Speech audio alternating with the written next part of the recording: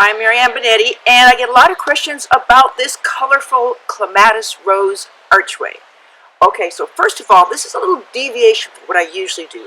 Usually I plant areas where something blooms and finishes and then something else blooms, but this is an explosion of color because what I did is I chose two varieties of clematis, a sunset clematis and a Nellie Mosier clematis with the stripes here, and then I chose two different roses. This hot pink one is very fragrant. It's called Zephyrin Dauphlin, basically thornless too. And it blooms this partially shaded area. And then this one that is just starting to bloom, it's a little pink New Dawn rose. It's an old-fashioned rose. And I wanted them all to bloom at the same time because this is one corner of my garden. I see it from my bedroom window. But I want to wake up on Memorial Day or the first part of June and see clematis, roses. I even have some burgundy columbine that are in flower at the same time. And so it's just fun sometimes to say, you know what, everything's going to bloom at the same time.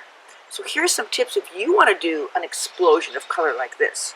First of all, walk around your neighborhood or go to some local garden tours and see what plants are blooming on the particular date that you really want to highlight. I chose Memorial Day. Maybe you want things to be flowering in August or in early spring. And then you group together all those plants. When it comes to clematis, my tip is I'm using an archway that's very inexpensive. It's made out of metal hog fencing. And you can see in this archway that has nothing on it that it's just something you kind of bend the metal fencing into a semicircle. Second, I make sure that the clematis and the roses get plenty of water and slow-release plant food and at least half a day of sun. Now, here's a tip I learned from a famous clematis grower, and that is do not fertilize these glorious clematis blooms when they are in bud or in flower. That just makes them, poof, bloom much too quickly and the petals fall. Instead, I use a slow-release plant food, and I use Osmocote Plus on everything in my garden, vegetables included. I use a slow-release plant food in the spring, around April, and then once these clematis are done flowering, I will fertilize again to get them to have a second flush of flowers. So, don't be shy about having an explosion of blooms in your garden.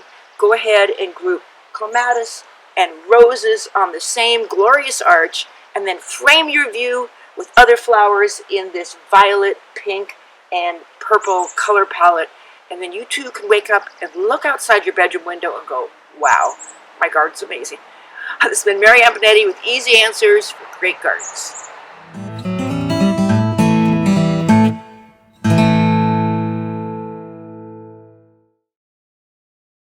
If you enjoyed these gardening tips, subscribe to our channel so you can get updates on new videos and stay in the know about all things gardening.